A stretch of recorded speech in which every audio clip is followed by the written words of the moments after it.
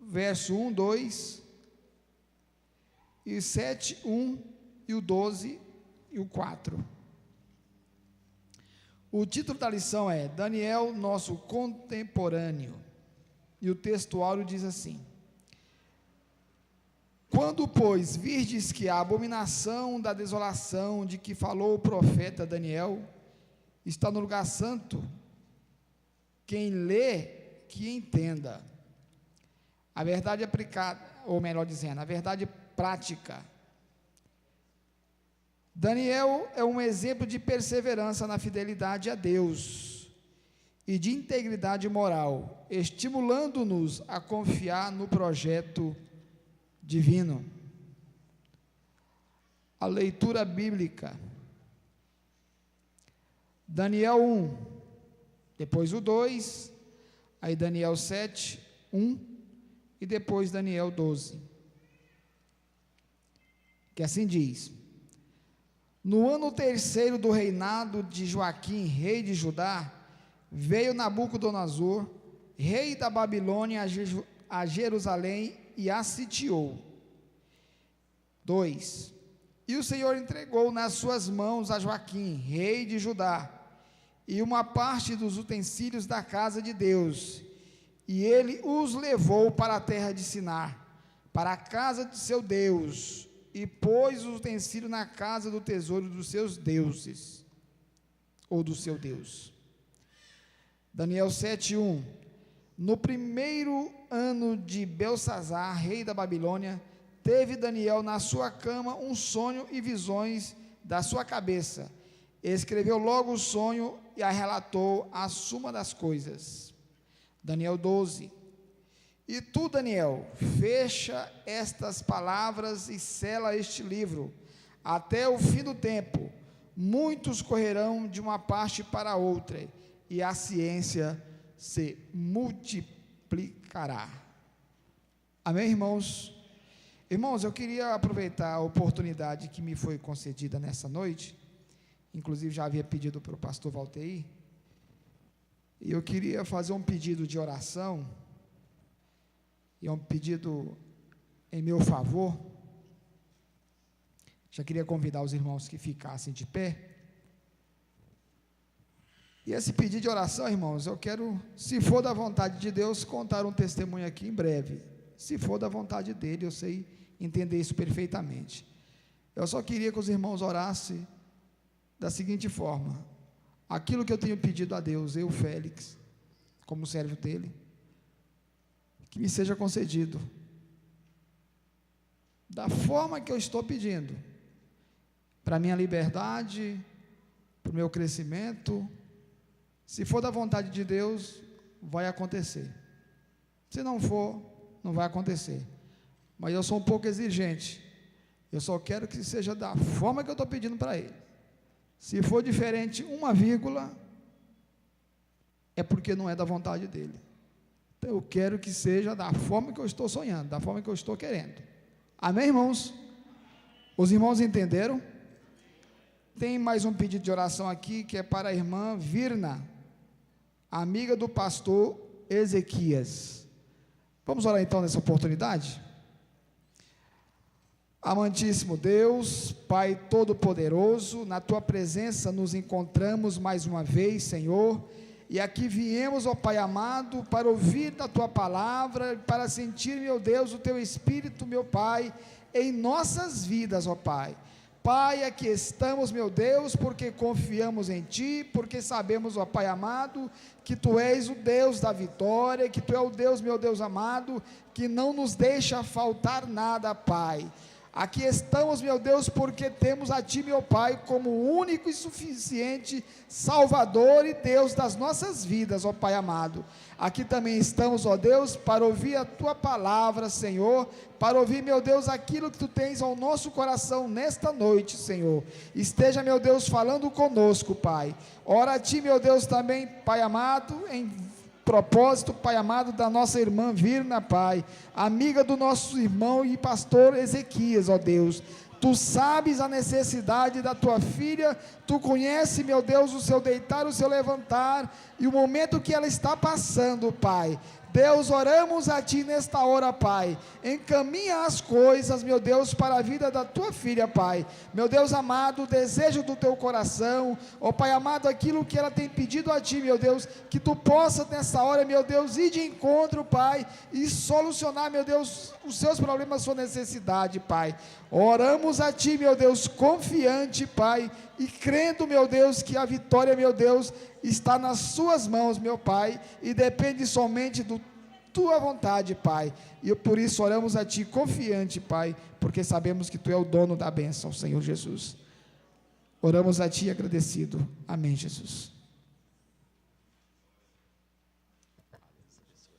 Deus abençoe, os irmãos podem sentar. Nós vamos cantar mais uma música. Agora, os irmãos vão escolher, não da harpa, todos vão louvar. Depois nós vamos continuar o culto nessa noite. Aleluia. Vamos louvar o Senhor com aquele corinho. Não há Deus maior. Sabemos que o nosso Deus, Ele é grande, supremo, tremendo, poderoso. O Deus que está acima de todas as coisas. E é o Deus também que está coordenando todas as coisas. Eu creio assim. E é por isso que nessa noite quero cantar este corinho com os irmãos, com muita alegria em nossos corações. Não há Deus maior, não há Deus melhor,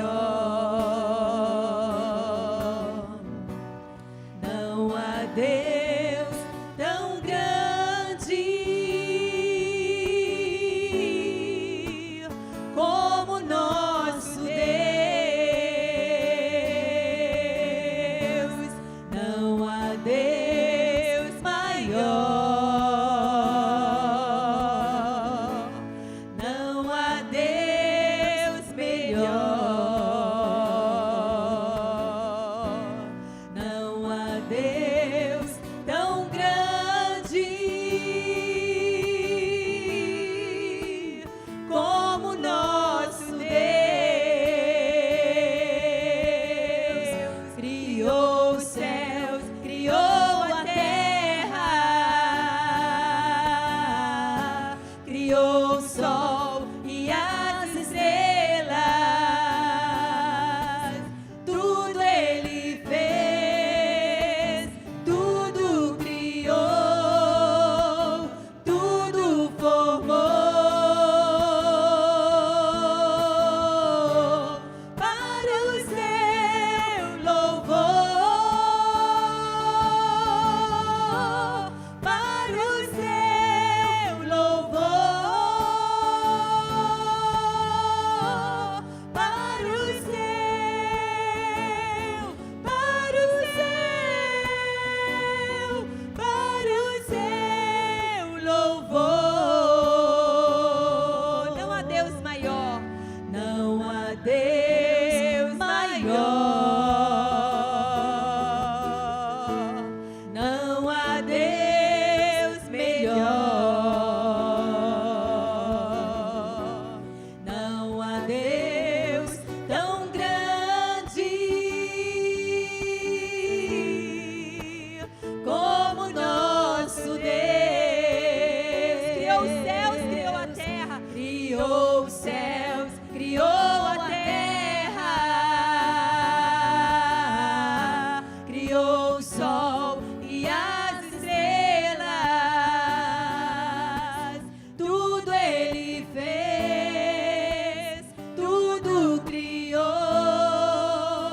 tudo formou para o seu louvor, para o seu louvor, para o seu, para o seu, para o seu louvor. Aleluia. Glória a Deus. Maravilha, meus irmãos. Deus abençoe as irmãs. o Ministério de Louvor, os irmãos, né? Os tocadores também. Deus abençoe o irmão Félix, Deus abençoe a todos. Bem-vindo a todos os irmãos nessa noite, amém, irmãos? Que bom que vocês estão reunidos aqui nessa terça-feira, para juntos estarmos sentados em torno da palavra de Deus. É uma bênção recebê-los, tá? É um culto que eu tenho certeza que agrada muito o coração de Deus, mas agrada muito o coração do pastor também, né? Todo pastor gosta muito, assembleiano gosta muito desse culto. Nós somos apaixonados por essa reunião de terça-feira. Eu sei que é um dia difícil, mas já tem 100 anos de história e 100 anos dessa reunião, tá? E ela tem sempre sido vencedora, tá? Bem-vindo também a irmã Neuci, sogra do irmão Gilvan, lá de Séries. Bem-vinda, irmã Neuci. Cadê ela? Dá um sinalzinho. Está lá, Deus abençoa, bênção recebê-la, mãe da irmã Keila, né? Também a irmã Maria do Carmo, isso? Ah, é o nome dela, né? Cadê a Maria do Carmo? Colocou o nome aqui, deve ter. Deus abençoa todos que estão visitando-os nessa noite. Como já foi dito, amados, hoje nós vamos meditar sobre a lição da escola bíblica de domingo passado. Seria o início do trimestre domingo, mas em função das eleições, isso não pôde acontecer. E então nós vamos avaliar hoje, né? Muitos dos alunos da escola bíblica estão aqui. Normalmente, alunos da escola bíblica gostam muito dessa reunião de terça-feira.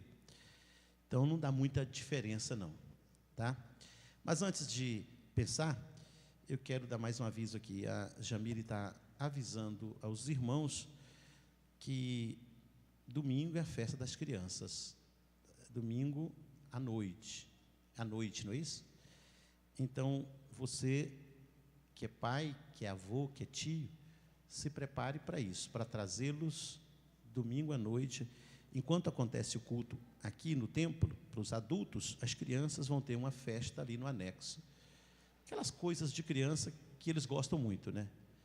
Pula-pula, algodão doce, pipoca e outras brincadeiras que nós gostávamos, né? Só que na minha época não tinha. Pula-pula nossa era pular cerca, né, irmão?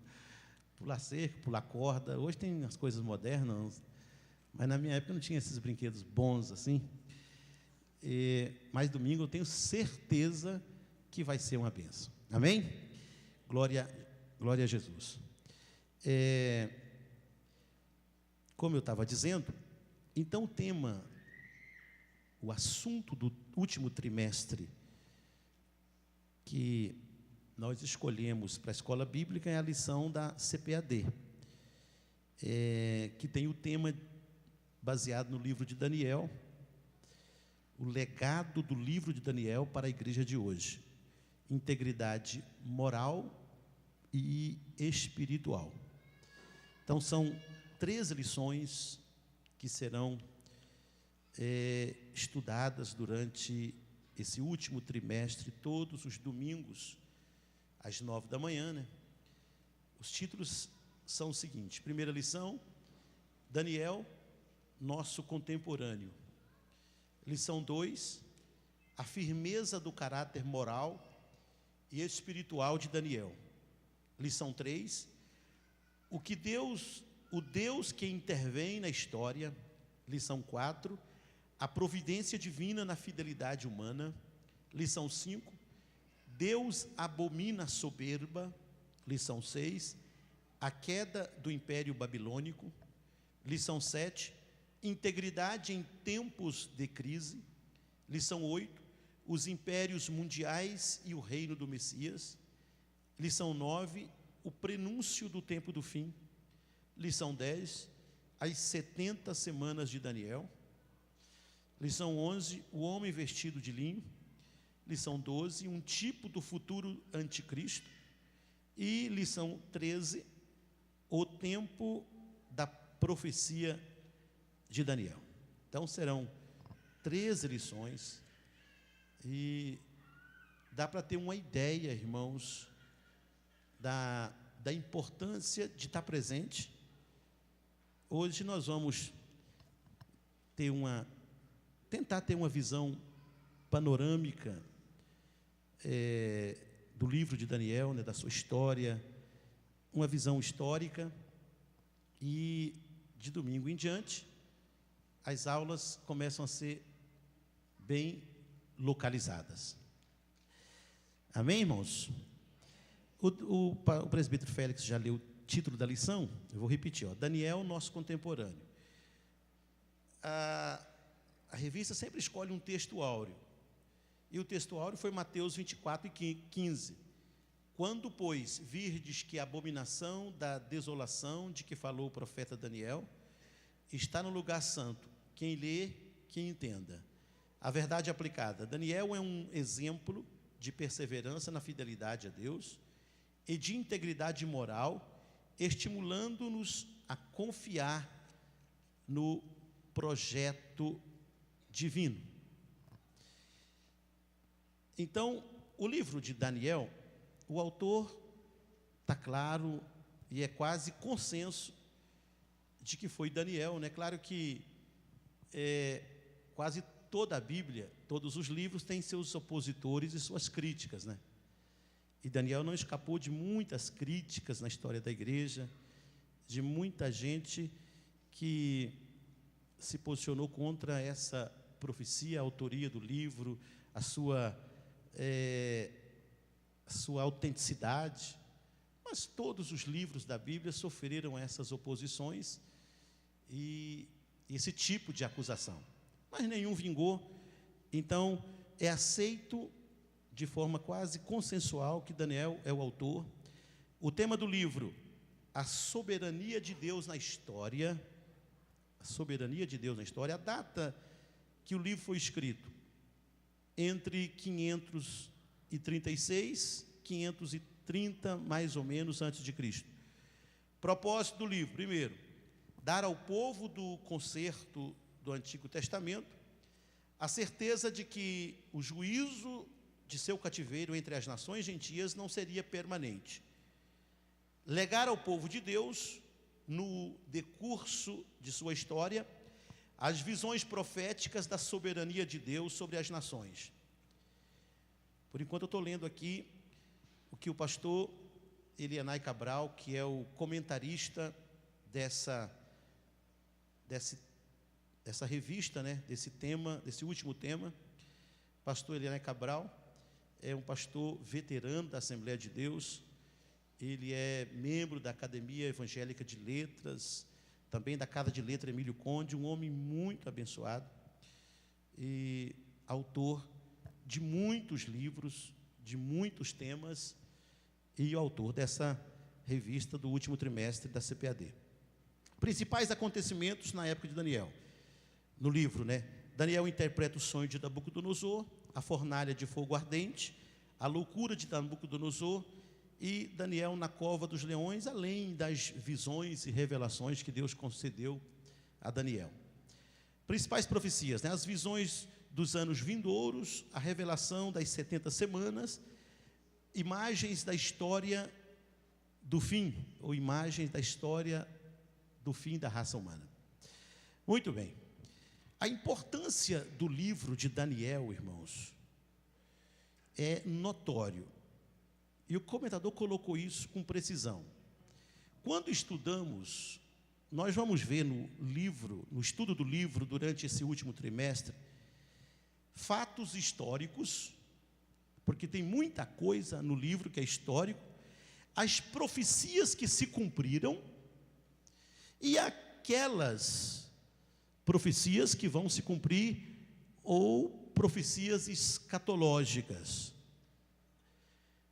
O livro é tão importante, em segundo lugar, para se ter uma ideia, ele apresenta e conta sobre 6 reinos, e reinos mundiais. O babilônico, né? o rei, depois do babilônico, o medo-persa, tudo descrito numa visão que ele teve de uma estátua.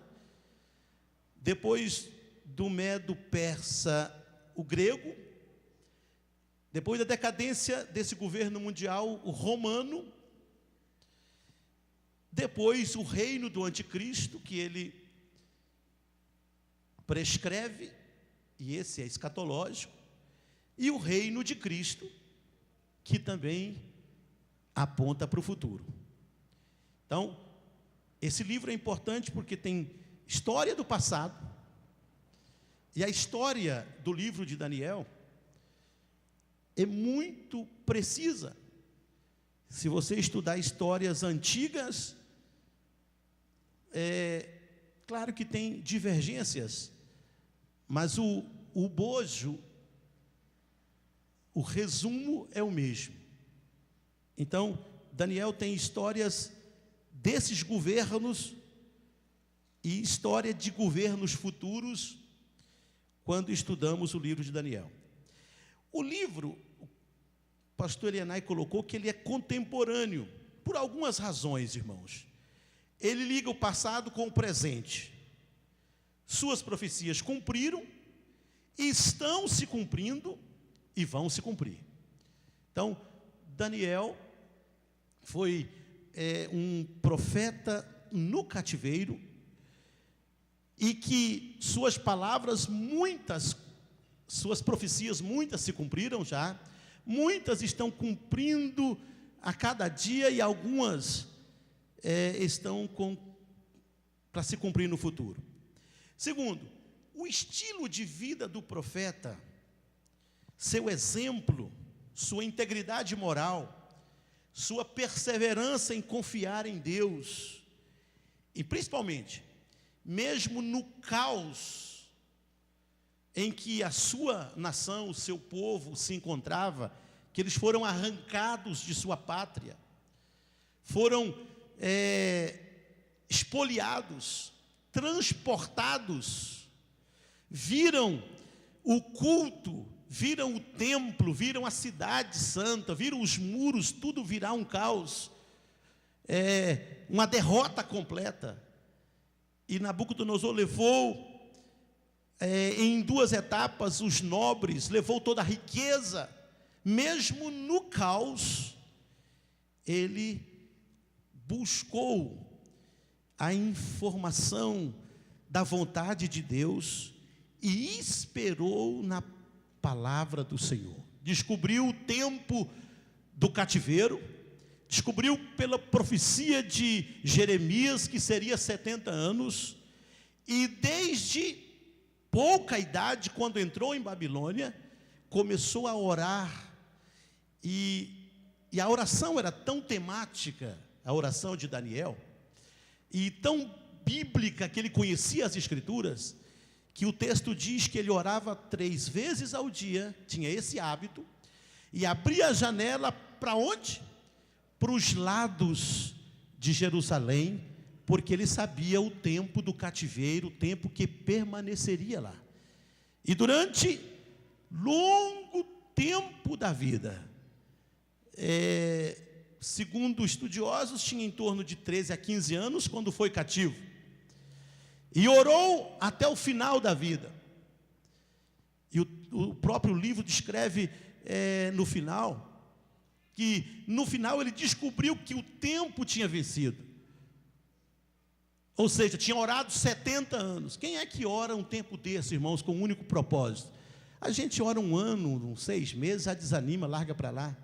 Daniel orou 70 anos com um propósito, virado para Jerusalém, esperando a redenção do seu povo. E aí no final da vida, já debilitado pela idade, ele fez uma campanha, de 21 dias de oração. E orou tanto que ficou fraco. Deus enviou um anjo, e os inimigos não queriam que Daniel recebesse a informação. O anjo ficou preso nas regiões celestiais.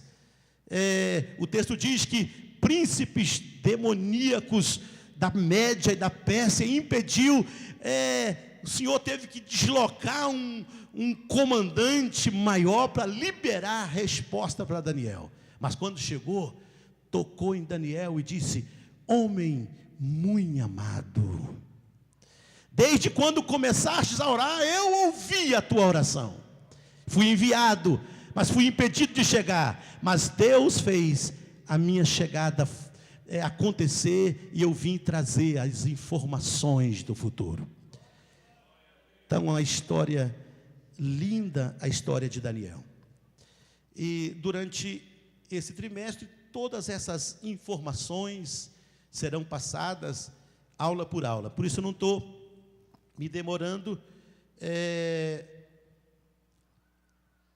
porque hoje é só uma introdução. O livro apresenta ainda, é contemporâneo, porque apresenta ainda as etapas da história humana. E não é um livro que mostra só a história da nação de Israel. Não. Deus mostrou para Daniel futuro da raça humana. Então, o livro se torna importantíssimo e muito atualizado. Porque em Daniel, para quem entende, para quem busca, como o próprio livro diz, né, quem lê entende, nós estamos muito bem situados. Onde é que a igreja está inserida na profecia? Daniel traz essa informação tremendamente. Claro que isso pode ser mostrado, mas nós sabemos que a igreja está inserida naquela profecia das 70 semanas, 69 semanas já se cumpriram. Nós estamos num parêntese entre a 69ª e a 70ª semana de Daniel, que é um tempo da igreja, um período da igreja. Quando a igreja for tirada, então começa o cumprimento da 70ª semana. O primeiro ponto da nossa lição de hoje vocês não têm, mas eu vou ler, a história por trás do livro de Daniel. Claro que você tem que entender um pouquinho da história do povo de Daniel, a história da nação, a história de Israel. Então o autor da lição, o pastor Yanai, apresenta a formação histórica de Israel, e durante essa formação histórica de Israel, a gente percebe a mão milagrosa de Deus sobre a formação de Israel. Só podia ser uma nação especial, porque cada detalhe da formação da nação é misteriosa, além de ser milagrosa. Tudo começou com o chamado de Abraão. Abraão era casado com quem? Com Sara. Desse casamento nasceu milagrosamente Isaac. Claro que nasceram outros filhos para Abraão, mas milagrosamente de Sara, porque Sara era estéril, só nasceu Isaac. Isaac casou com quem, irmãos? Com Rebeca. Vocês estão bons de Bíblia, né? E esse casamento não foi aleatoriamente, não foi aquele casamento de qualquer maneira, não. O pai preocupou com o casamento do filho. Aquilo era por Deus. Quando Isaac estava na idade de casar, Abraão enviou uma comitiva liderada por Eliezer, um mordomo da sua casa, na sua família, para buscar uma noiva para o seu filho Isaac. Como era o nome da noiva, irmãos? Rebeca, já falei, né? Desse casamento nasceram 2 filhos. Primeiro, Esaú e Jacó. Eles eram gêmeos. Quem nasceu primeiro? Esaú nasceu primeiro e Jacó nasceu agarrado ao calcanhar de Esaú. Que coisa, irmãos. Só a Bíblia para mostrar umas coisas dessas, né?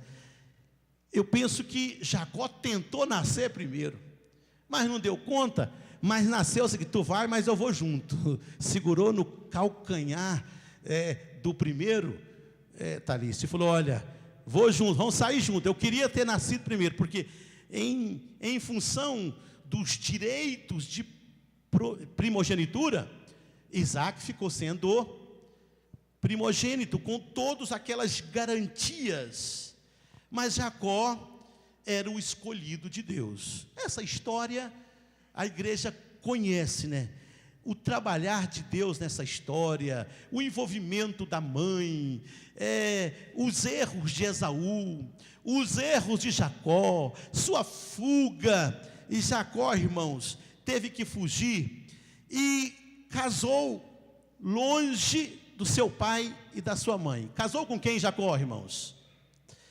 Casou primeiro com Lia e depois com Raquel. Ele casou com duas. Aí alguém pode pensar: pô, a coisa melhorou para Jacó casar com duas irmãs. Havia aquelas permissões de Deus, não era regra. Deus sempre pensou no casamento monogâmico, mas existia concessões, e essa foi uma concessão. Jacó teve quantos filhos? 12 filhos. E quando já tinha uma família crescida, alguns dos filhos já tinham se casado, já eram em torno de 70 pessoas na família, eles tiveram que mudar para o Egito. Ainda não era uma nação, era uma grande família, um grande clã, mas não era uma nação. Foram para o Egito por causa da fome. Deus preparou milagrosamente aquela ida para o Egito, porque para que ela acontecesse, o que aconteceu primeiro?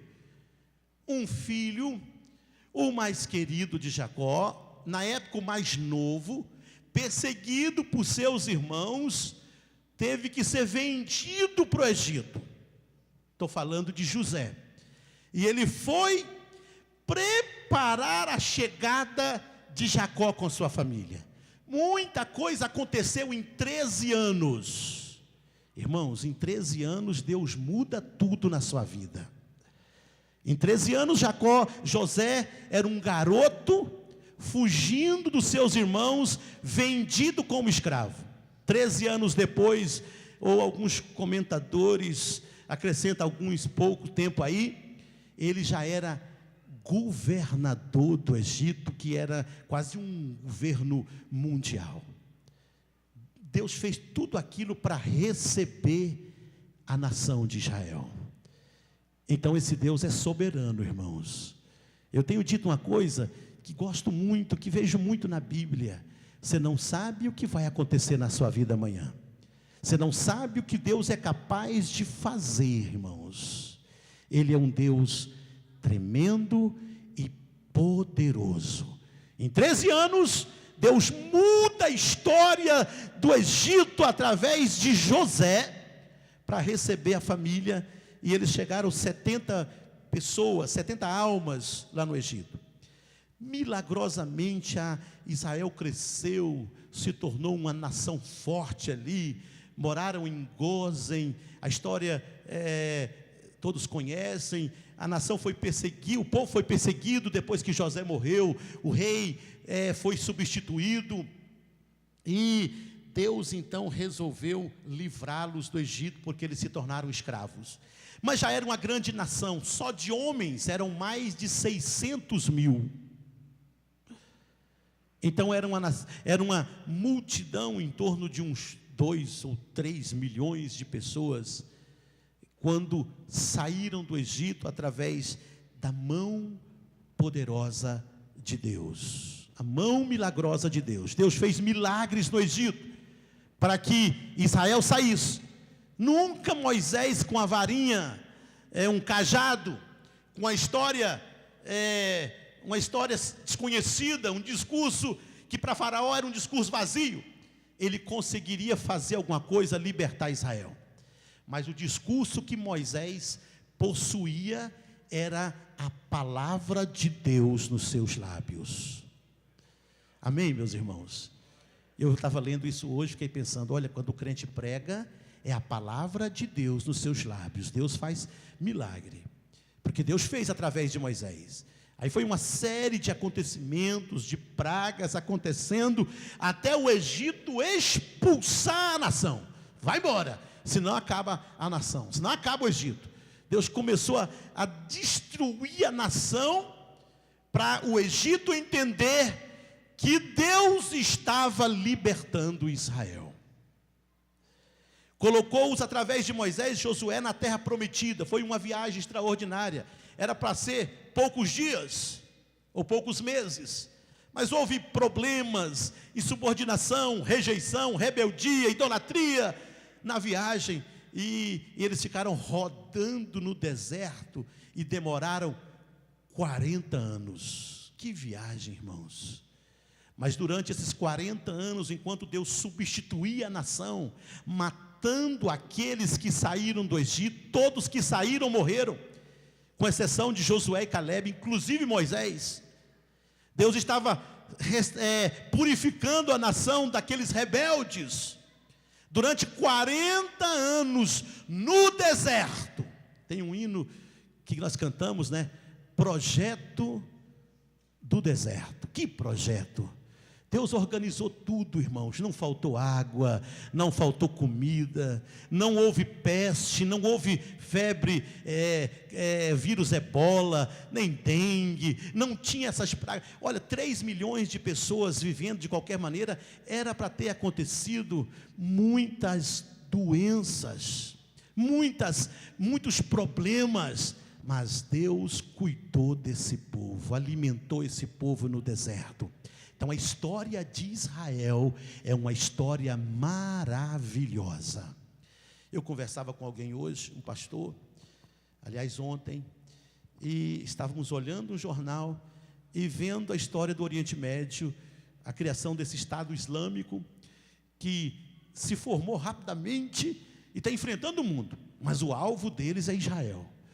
E Israel está lá plantado no meio daquele Oriente lá, irmãos, uma naçãozinha, e todo mundo quer destruí-los, todo mundo quer arrebentar com Israel, mas milagrosamente Israel vai se firmando ali. Por quê? Porque Daniel tem muitas profecias sobre aquela nação. Amém, meus irmãos? Glória a Deus. Depois que a nação se formou, foi introduzida na terra, então o comentador coloca algumas coisas importantes. A primeira é as formas de governo. Israel iniciou sua história num modelo de governo chamado governo teocrático. Esse governo teocrático era o governo de Deus. Deus governava a nação através de homens que ele escolhiam, mas esses homens deveriam fazer o que Deus determinasse. Não era um homem usado por Deus, não, era Deus colocava as orientações para que esses homens fizessem a vontade de Deus. Esse governo durou em torno de 300 anos. Foi de Josué, na implantação da nação, na chegada à terra prometida, até Samuel. Tempo difícil, porque Israel, irmãos, não confiava em Deus e reclamava do governo. Coisa de reclamar de governo é antigo, irmãos. Israel era governado por Deus, irmão, e o povo reclamava de tudo. Então, esse negócio de falar de A, de B, vai sempre falar. Eles falaram até de Deus. E aí, quando reclamaram para Samuel, e falaram: Samuel, nós queremos um governo monárquico como as outras nações. Samuel ficou muito triste, falou: olha, Deus me colocou aqui, e não tem faltado nada, Deus tem abençoado, temos vencido as batalhas, Deus tem nos protegido. O período de Samuel foi um período maravilhoso para a nação, mas o povo estava contrariado, o povo rebelde. Queremos mudar de governo, queremos mudar tudo. Aí Deus falou para Samuel: Samuel, não estão rejeitando você não, Samuel, você é só meu representante aí, estão rejeitando o meu governo, vamos trocar de governo. A partir de agora não vai ser mais eu governando, não vai ser um governo teocrático, agora vai ser um governo monárquico, que iniciou até bem. Os primeiros 120 anos nos governos de Saul, Davi e Salomão, até que foi o ápice, né? Salomão foi um governo excelente, dada a sabedoria dele, não houve guerra, a nação se tornou praticamente a nação mais importante da sua época, muita riqueza, muita glória. Outras nações, como a rainha de Sabá, vinham para ver a beleza de Jerusalém. Mas, irmãos, depois desses primeiros 3 períodos do governo monárquico, o sucessor de Salomão não andou, não observou e a orientação. Roboão não soube conduzir, faltou experiência, faltou bons conselhos, faltou sabedoria, e foi um governo traumático. A nação acabou se dividindo em 2 nações, 2 tribos, Judá e Benjamim, se tornaram a nação do sul, com sede em Jerusalém, e as outras 10 tribos carregou o nome de Israel, colocaram a sede em Samaria, e ficaram reino do norte e reino do sul. Mas Deus continuou falando e tentando, enviando seus profetas para as 2 nações. O reino do norte foi levado cativo pelos assírios em 722, por causa da idolatria, dos pecados, por causa das iniquidades, e a nação foi para o cativo e praticamente entrou numa espécie de extinção. 100 anos depois, 606, o reino do sul também foi levado cativo. Essa é a história de Israel, pano de fundo da história da nação, seu início e agora o seu fim.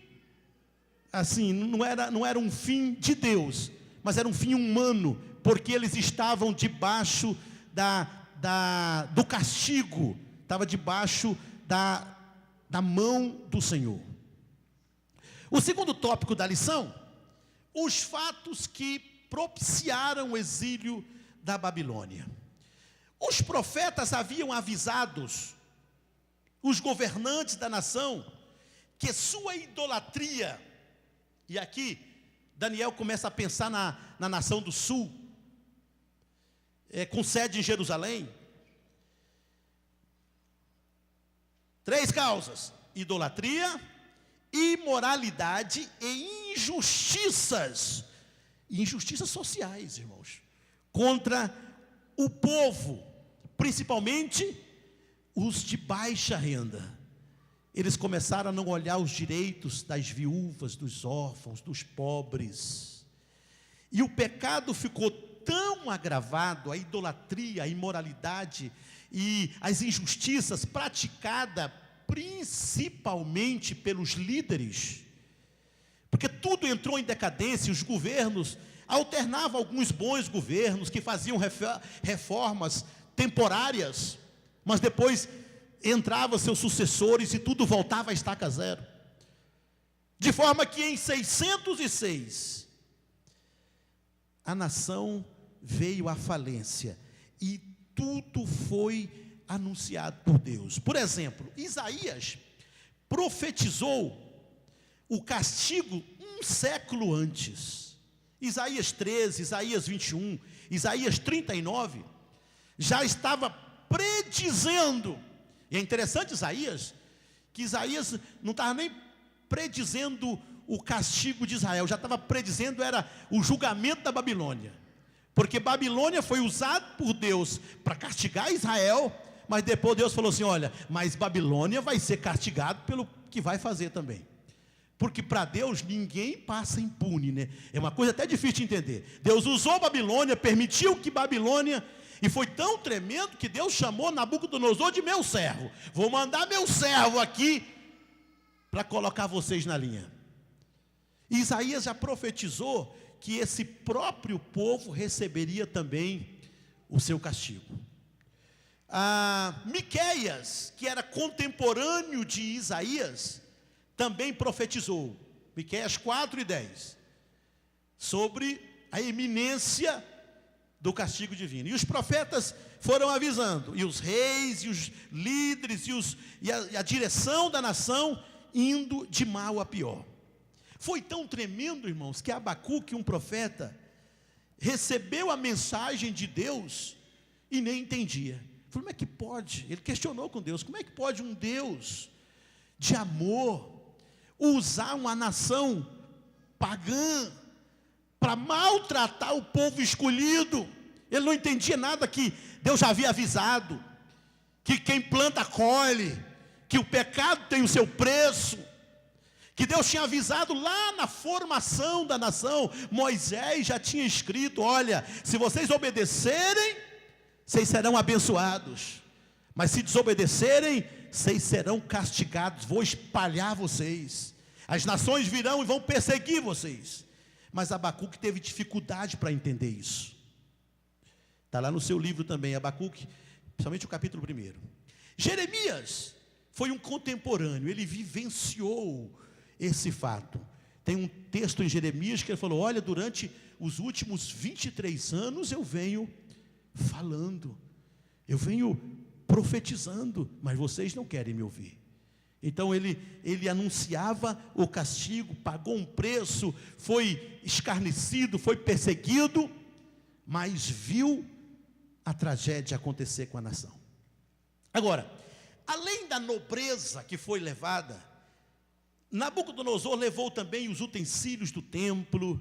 No ano 606, na primeira investida, porque Nabucodonosor veio e venceu a nação, levou a nobreza e levou os utensílios, levou os vasos do templo, levou o ouro, a prata, o bronze, tudo que tinha valor, destruiu o templo, destruiu a nação, ficou reduzida, mas ele colocou um representante dele e foi embora. Esse representante acabou ficando meio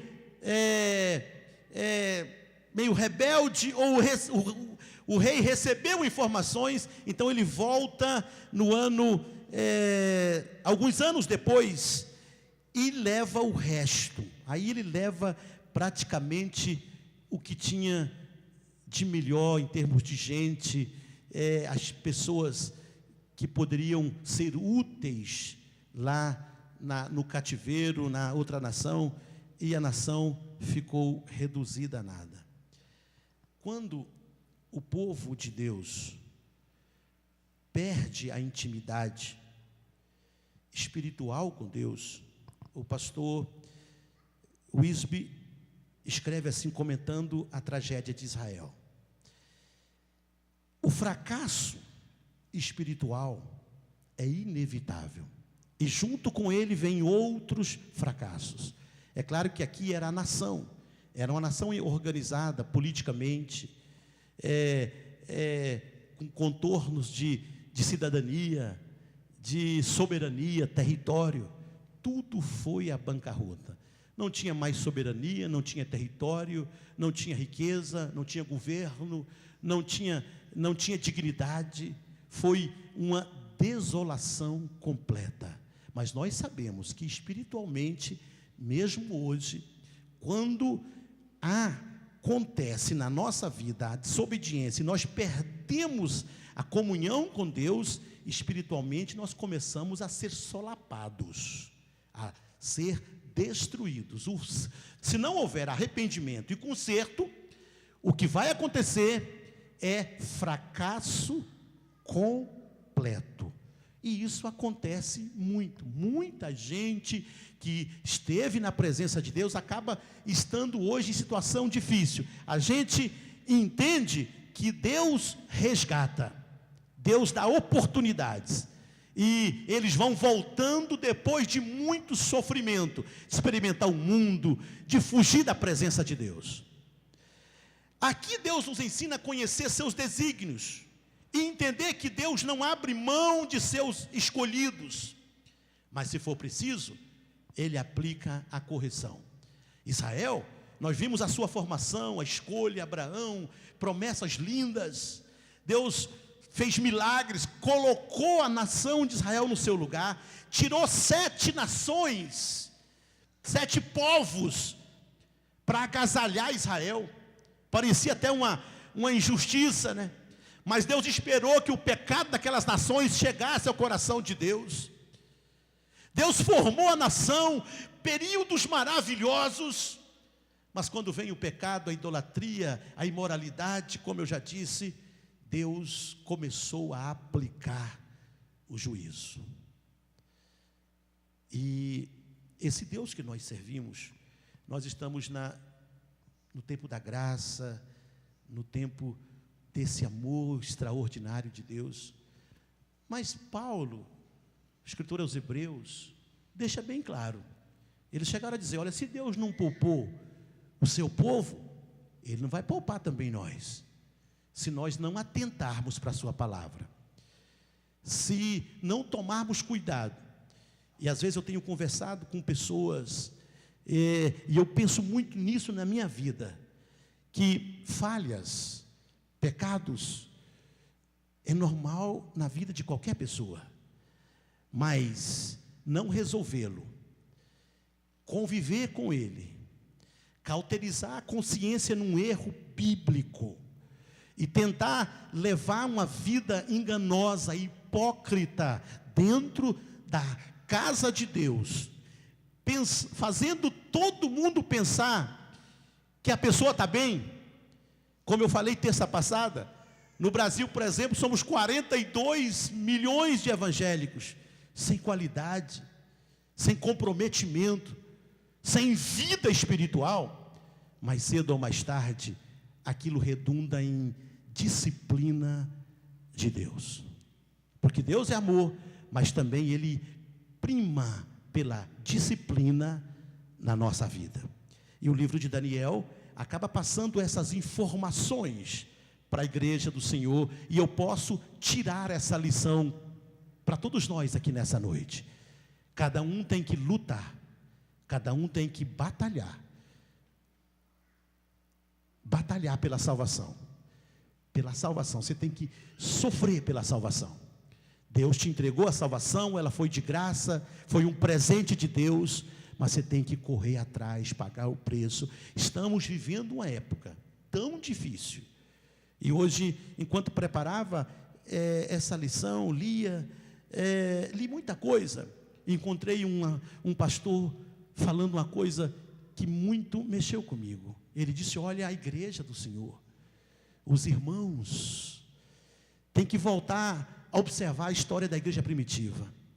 Reunir mais, como igreja, mas reunir mais na casa uns dos outros, para ler a Bíblia, para orar juntos. Porque o mundo está espiritualmente solapado. Aquela palavra de João, o mundo jaz no maligno, é uma verdade. É uma verdade. É uma verdade.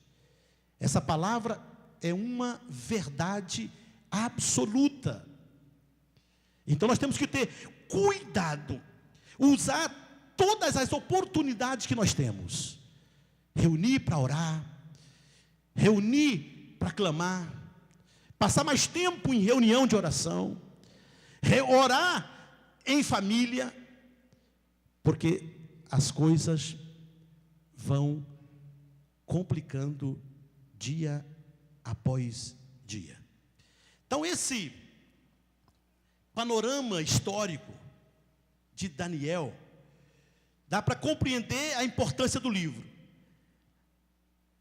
A Daniel, Deus deu informações de fatos do presente e do futuro, como eu já disse. E não só da nação, mas como de toda a humanidade. Então, esse fundo histórico, esses fatos que propiciaram o exílio, o erro, o pecado, a idolatria, não foi suportado por Deus. Mesmo Deus amando a nação com todo o seu coração, e Ele chega a dizer, eu os amei com as cordas do meu coração. Deus não titubeou em permitir a disciplina. Daniel, pastor Elianai coloca ele como o autor e o livro. Daniel, irmãos, foi experimentado, como eu disse, preparado por Deus desde criança. Há pouca informação sobre sua família.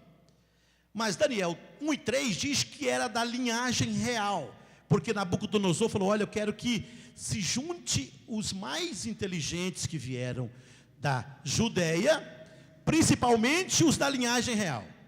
Muito jovem no cativeiro, já se destacava pela inteligência e integridade e pelo temor a Deus. Com certeza deve ter ouvido Jeremias, deve ter ouvido Ezequiel, que também foi levado ao cativeiro. Ezequiel, que era mais velho que Daniel, deve ter profetizado para Daniel, para a nação, e Daniel deve ter ouvido. Ezequiel chegou a citá-lo nas suas profecias. Ezequiel 14:14, Daniel é citado como um homem de justiça e um homem de integridade. Então, mesmo jovem, mesmo começando a vida, ele já era temente a Deus. Então hoje nós temos uma mania de achar que pessoas jovens você tem que tolerar. Não, é jovem. Tem isso não, irmãos. Quando Deus trabalha numa vida, a pessoa, o temor de Deus se derrama em qualquer coração. Samuel temeu a Deus desde a sua infância. Era tão pequeno que nem entendia que Deus estava falando com ele, mas era temente. Davi, e a própria história de Daniel. O livro possui 2 conteúdos, eu já falei. Um é histórico, os primeiros 6 capítulos é completamente histórico, versa sobre aqueles reinos, e proféticos, do 7 ao 12. O conteúdo histórico aponta a soberania de Deus em todos os governos e em todos os tempos. Quando a gente lê Daniel, e durante esses 3 meses que vamos estudar Daniel, a soberania de Deus vai estar evidente. Então não tem nada acontecendo no Brasil, não tem nada acontecendo na África, não tem nada acontecendo no Japão, nos Estados Unidos, que Deus não esteja no comando. Deus é soberano. Pastor, mas esse mundo caótico, esse mundo indo de mal a pior, tem profecias para se cumprir em cima desse caos. A coisa vai complicar muito mais ainda, porque Deus está trabalhando com essa raça humana para resgatá-lo, mas não tem nada que não está sobre o controle de Deus. Nós tivemos o primeiro turno das eleições, tem gente que sofre, e eu falei terça que é bom fazer o direito do voto com consciência, escolher pessoas para cumprir o nosso papel. Mas quem vai chegar lá, pode ter certeza, Deus está permitindo, é controle de Deus. Amém?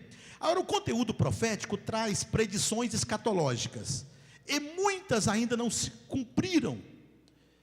E durante esses 3 meses, elas serão apresentadas, não de uma forma, porque o livro não, a proposta não é apresentar uma sequência do estudo, até porque não daria para fazer isso na escola dominical, mas serão apresentados pontos estratégicos do livro durante esses 3 meses. Por isso é importante você frequentar a escola. O livro de Daniel é a chave de todas as profecias bíblicas. Que é isso? Sem ele, muitas profecias escatológicas se tornariam inexplicáveis. Por exemplo, as grandes profecias de Jesus no Monte das Oliveiras, Mateus 24, Marcos 13, Lucas 21, que não dá tempo para ler agora, bem como as de Paulo, 2 Tessalonicenses 2, o Apocalipse de João, só são compreendidas com a ajuda apresentadas por Daniel. Se não tiver Daniel, essas outras profecias escatológicas se tornariam enigmas que ninguém conseguiria entender. Mas Daniel se tornou tão importante, o livro de Daniel tão importante, que com Daniel você entende as profecias de Jesus, de Mateus, do Sermão do Monte das Oliveiras, as de Paulo, o Apocalipse de João, é explicado pelas informações do livro de Daniel. Amados, tem um versículo na Bíblia que diz: todas as coisas contribuem para o bem daqueles que amam a Deus. Daniel apresenta um quadro terrível do futuro, e nós temos visto essas profecias de Daniel, algumas se cumprirem. Nações que cresceram e foram abatidas, como Babilônia, está na história, Medo-Persa, Grécia, Roma, que se tornaram governos mundiais e não existem mais. Fatos extraordinários, o nascimento virginal de Jesus, sua morte na cruz. Daniel falou disso tudo. A destruição de Jerusalém, a nação espalhada, Daniel profetizou isso tudo.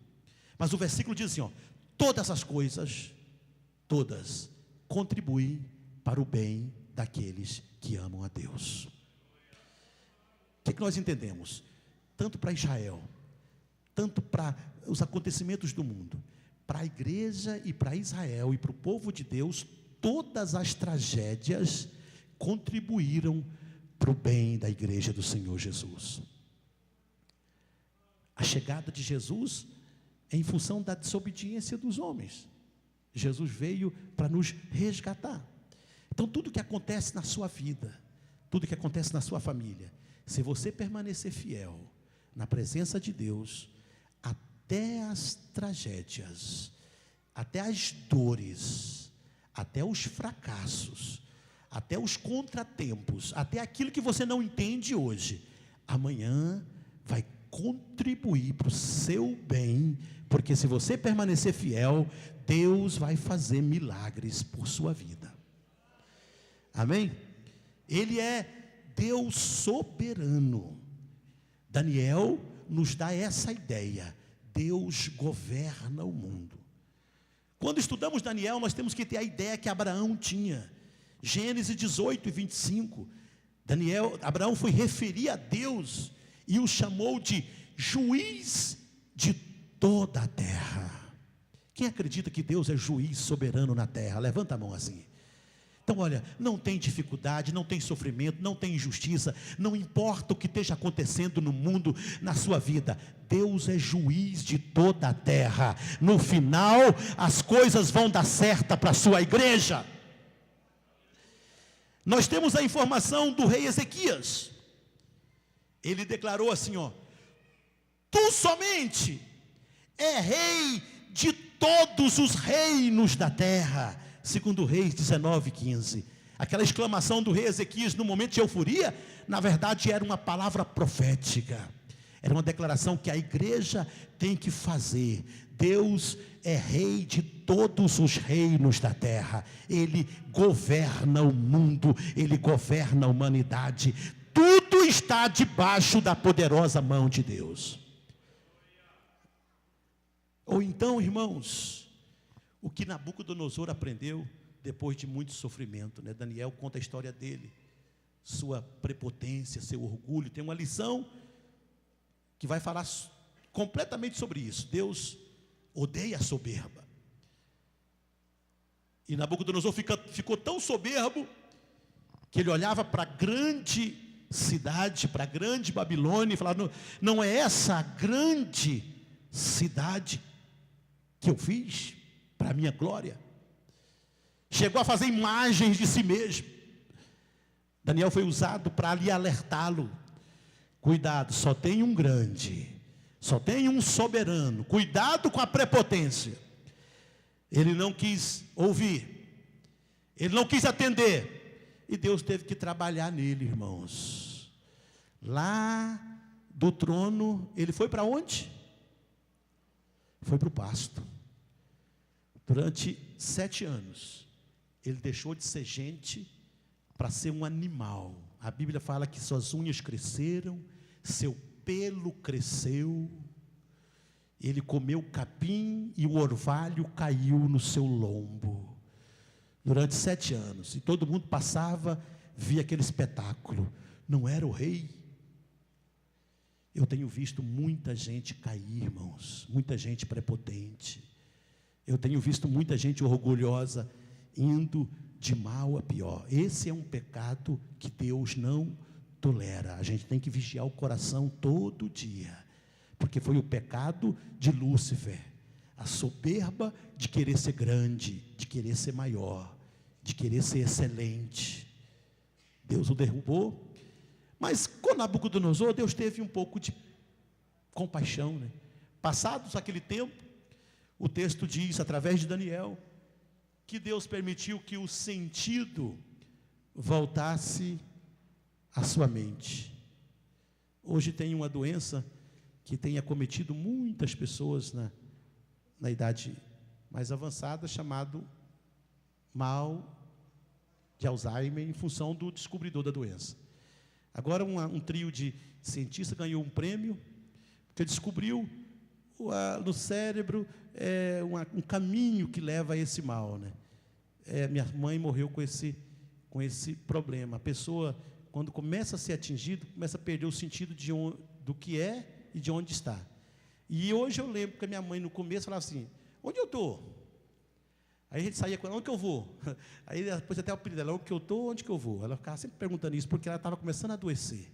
Porque a doença rouba o senso de situação. A pessoa perde o equilíbrio, não sabe nem onde está e nem para onde vai. Nabucodonosor perdeu tudo, irmãos. Mas, passados 7 anos, Deus permitiu que o seu sentido voltasse. E ele começou a entender novamente. E quando ele entendeu, irmãos, o que aconteceu com ele, o que Deus fez, o poder de Deus, ele fez uma exclamação.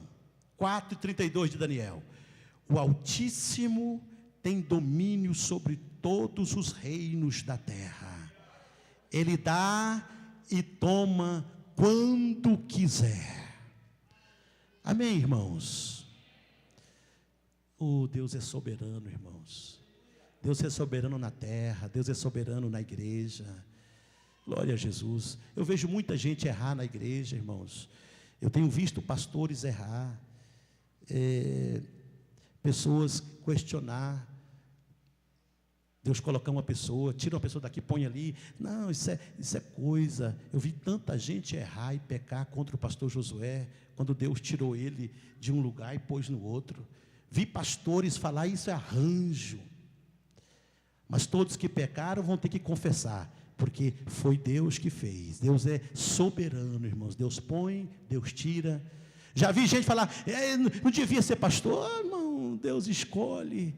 Quando Deus levantou Davi, seus irmãos questionaram. Teve um que não conseguiu nem conviver, porque Deus escolheu o que ninguém escolhia. Deus trabalha no revés da história. Deus não vê como vê o homem. Deus não sente como nós sentimos. A visão de Deus é soberana. Deus é poderoso. Ele dá, Ele tira, Ele abate, Ele levanta. Ele é soberano. O livro de Daniel aponta isso.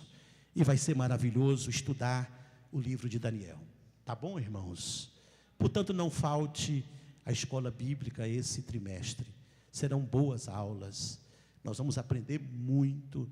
E eu tenho certeza que Deus vai usar todos os professores que vão estar sendo usados por Deus durante esse último trimestre. Vamos ficar de pé e vamos orar.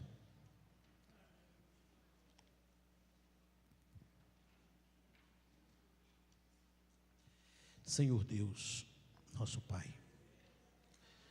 obrigado por essa oportunidade maravilhosa de avaliar a Tua palavra, de ver essa história poderosa de Deus, Pai. Como o Senhor fez coisas grandiosas, como o livro de Daniel é extraordinário para o homem entender o Teu desígnio, o Teu poder, a Tua vontade soberana, o Teu desejo de restaurar a raça humana, as informações que o Senhor deu ao profeta, a luz da profecia escatológica, Pai. Abençoa todos os Teus filhos que vieram nessa noite e que durante esse trimestre da escola bíblica nós possamos crescer e desenvolver em nome de Jesus. Amém. Deus abençoe, poder sentar, pastor Ismael vai fazer.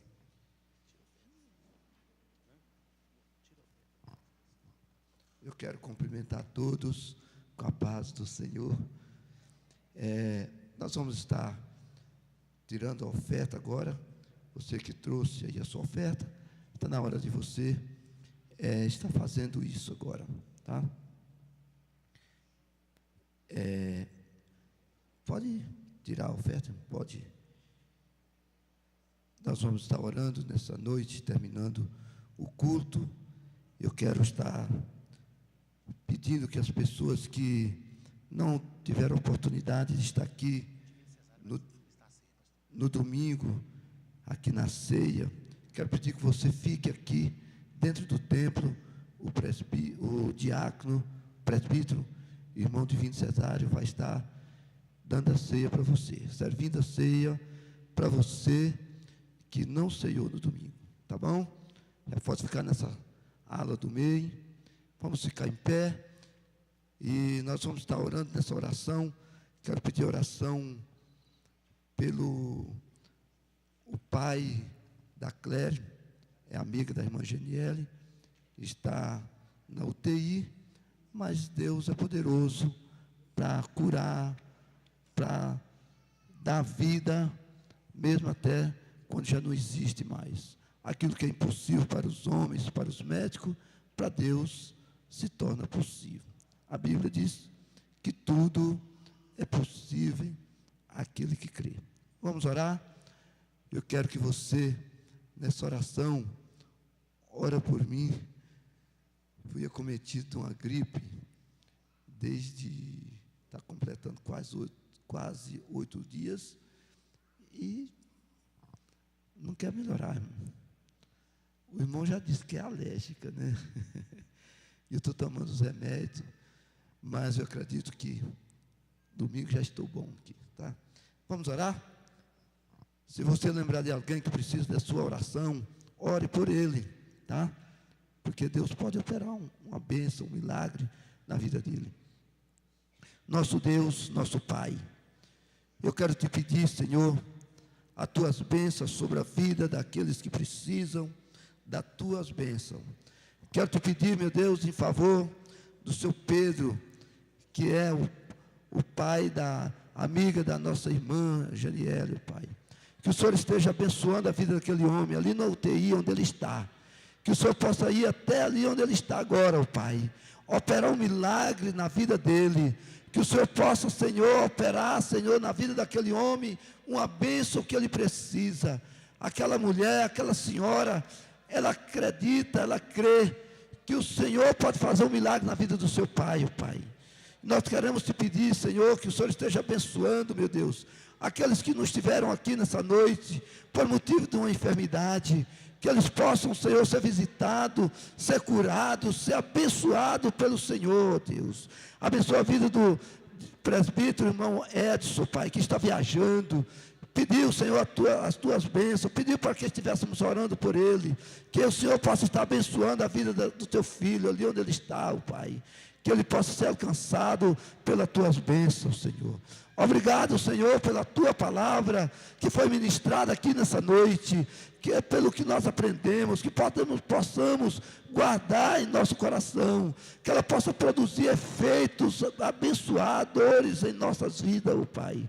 Fica conosco, em nome de Jesus. Amém. Amém.